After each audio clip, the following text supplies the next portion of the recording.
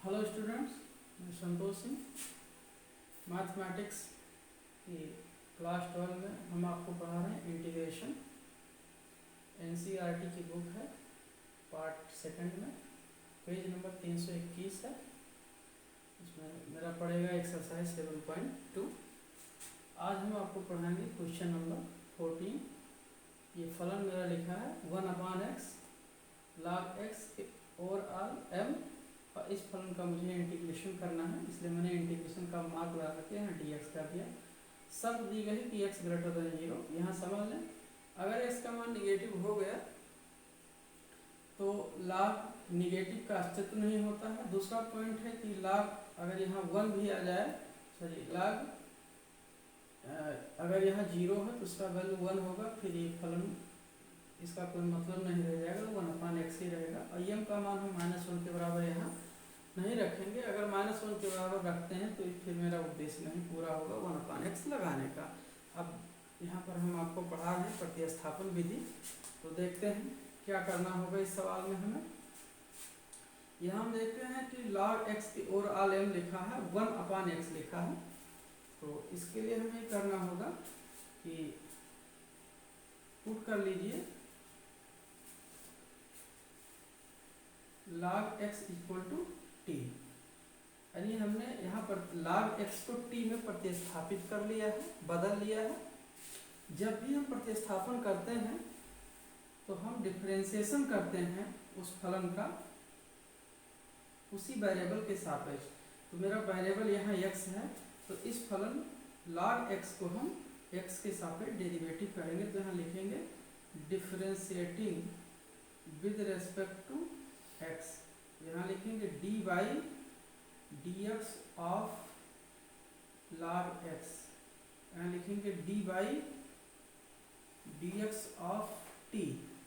log x का derivative होता है 1/x, तो ये हो गया dt अपॉन dx। अब यहाँ से हमें log x को भी हटाना है, x को भी हटाना है और dx को भी हटाना है, यानी सबको, ये जितना यहाँ लिखा है इंटीग्रेंड, इसको हमें t के पदों में ही बदलना है। तो यहाँ अब क्या करेंगे, हम थोड़ा सा अगर ध्यान से देखें तो dx अपॉन x लिखा है यहाँ पर dx। अभी चाहे यहाँ अपॉन x यहाँ कर दो, चाहे यहाँ से कोई फर्क नहीं पड़ता। तो dx अपॉन x, इसको हम कन्वर्ट कर लेंगे। dx इधर आ गया तो dx और 1 का मल्टीप्लाई हो गया dx, तो dx और यहाँ हो गया x इक्वल टू dt। तो इसलिए हमें क्या मिला कि dx अपॉन x कन्वर्ट हो गया dt में। अब बचा क्या, 1 अपॉन, और ये log x मेरा बदल गया t में, तो चला गया t में, होल वर्ग लगा के आप m लिख देंगे। अब यहाँ देखिए t घात रूप से इसको ब्रैकेट हटा दीजिए, तो t के पावर आपको यह मिलेगा, यहाँ dt आ गया। नेक्स्ट देखते हैं क्या होता है। अब t के पावर मुझे मिल गया -m टू dt। देखिए अगर m का मान हम -1 कर दें, यहाँ पे -1 कर दें, ये जो दिया गया है, तो जब -1 करोगे तो ये अंश में जा करके +1 हो जाएगा। फिर यहाँ m लगाने का फिर वो मेरा उद्देश्य इस सवाल में नहीं पूरा होता है, तो हम इसके ऐसे ही सॉल्व करेंगे।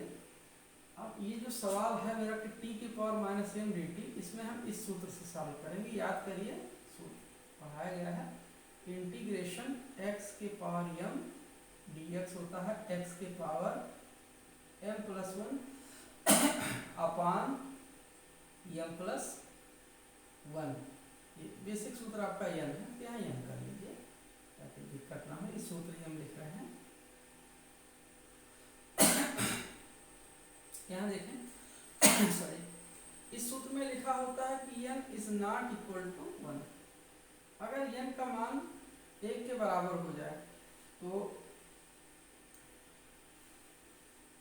ये सॉरी -1 के बराबर हो जाएगा, तो यहाँ आएगा -1 + 1 दैट इज 0, तो ये हो जाएगा समथिंग अपॉन 0 अपरिभाषित।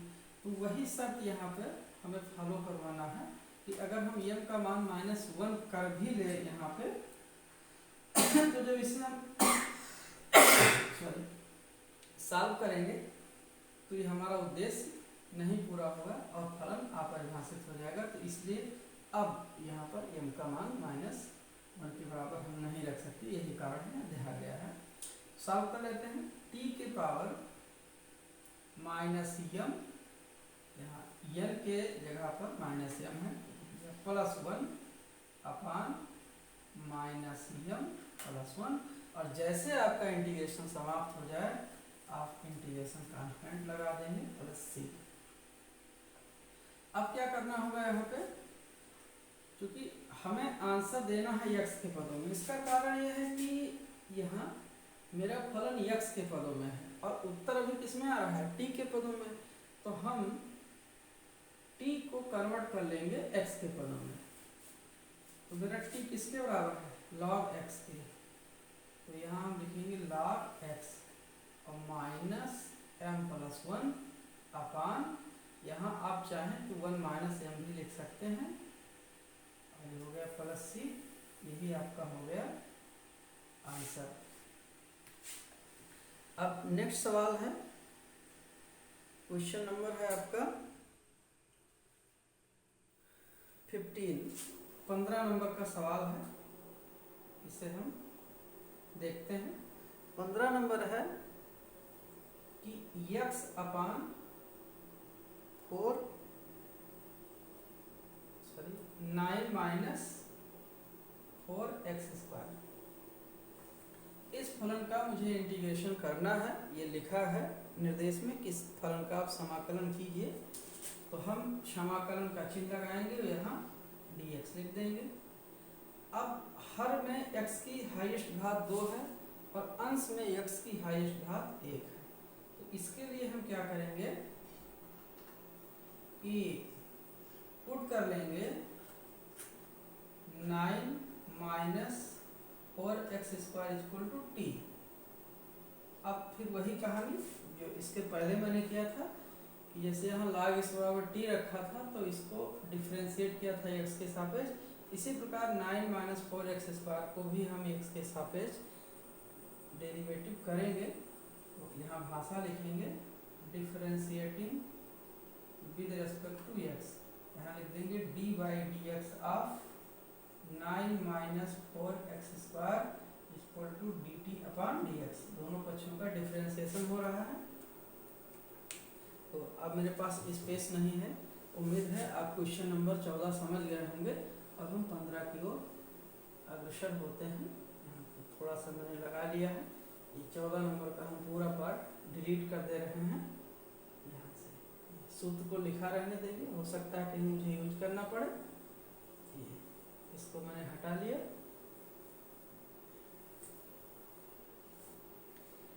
तो इसको इधर हम सॉल्व करते हैं। यहाँ पे तो यस का इस फलन का 9 - 4x² का हम डेरिवेटिव लेंगे। चलिए इस डेरिवेटिव को हम 9 के पास ले जाते हैं, d/dx ऑफ 9। तो 9 एज ए कांस्टेंट, और कांस्टेंट का डेरिवेटिव होता है 0 माइनस।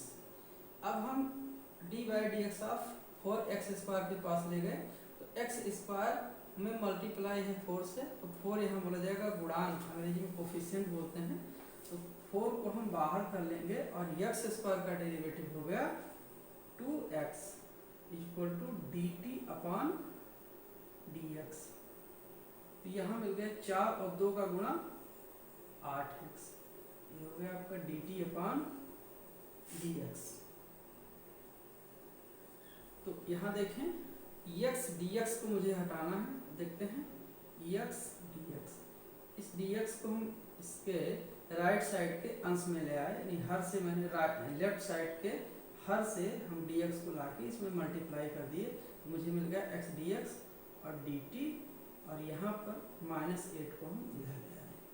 इसलिए हमें जो फलन मिल गया x dx की जगह पर हम रख लिए dt/-8, और यहाँ मिल गया मुझे 1 अपान इसकी जगह पर इसको हम समझेंगे कि एक्स डी एक्स उधर शिफ्ट कर ले गए और ये लिखा है 1/9 - 4x²। तो 9 - 4x² कितना है t।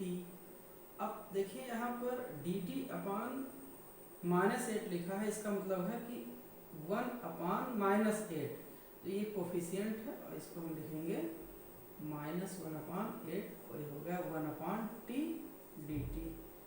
इसमें हमें पता है कि 1/x dx का इंटीग्रेशन होता है log x, तो हम लिख देंगे 1/8 और यहाँ log t। जैसे इंटीग्रेशन खत्म होगा आप इंटीग्रेशन कांस्टेंट जोड़ देंगे, ये रूल है। log t, t मेरा कितने पावर बराबर है 9 - 4x², तो यहाँ लिख देंगे 9 - 4x² + c। थैंक यू, आपका इस प्रश्न का यही आंसर हुआ। नेक्स्ट क्वेश्चन हम देख लेते हैं। क्वेश्चन नंबर हमारा है 16 नंबर। 16 देखते हैं क्या कहता है।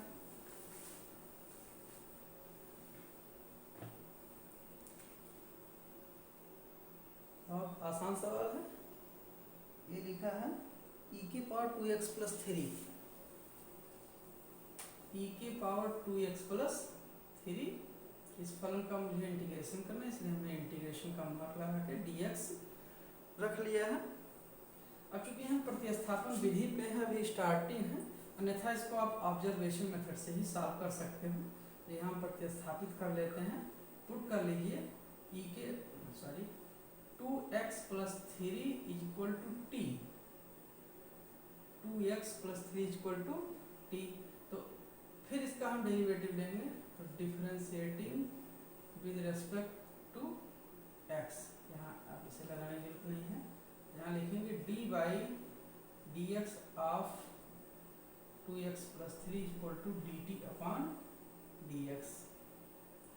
अब d/dx आपको 2x के पास ले जाएंगे, तो 2 इज कोफिशिएंट यानी गुणांक है x का, तो ये बाहर हो गया और x का डेरिवेटिव हो गया 1, तो मुझे मिल गया 2 × 1।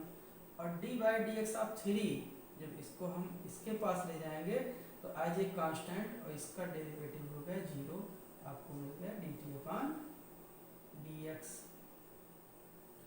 2 और 1 का गुणा हो गया 2 = dt/dx। तो इसका मतलब ये आ गया कि हमें dx बराबर मिल गया dt/2। dx को हम इधर लाए और 2 को इधर, तो ये हो गया इंटीग्रेशन e⁴t और dx मेरा हो गया dt/2, तो 1/2 आपको मिल गया e⁴t dt। 1/2 e⁴x का इंटीग्रेशन होता है e⁴x, यहाँ x है t है, t का फलन है t और यहाँ प्लस c, तो हाफ, और t मेरा किसके बराबर है 2x + 3। मैं एक्सरसाइज के हिसाब से आपको पढ़ा रहा हूँ, अन्यथा ये बड़ा सिंपल है। अगर x की कोफिशिएंट इंटीग्रेशन में नियम है कि जितना x का कोफिशिएंट हो उससे भाग दे दो, तो मुझे पता है कि e⁴x की डेरिवेटिव होती है, इंटीग्रेशन होता है e⁴x, तो हम लिख देंगे e⁴x की जगह 2x + 3 और यहाँ x का कोफिशिएंट 2 है, तो 2 से हम डिवाइड कर देंगे। तो ये एक रूल ये भी है ऑब्जर्वेशन मेथड से। अब नेक्स्ट क्वेश्चन के लिए अगले वीडियो का इंतजार कीजिए। हाँ फ्रेंड्स, अगर आपने हमारे चैनल को सब्सक्राइब ना किया हो, हैप्पी क्लासेस 27 18 35, उसे ज़रूर सब्सक्राइब करें ताकि आपको लेटेस्ट वीडियो मिलते रहें। Thank you.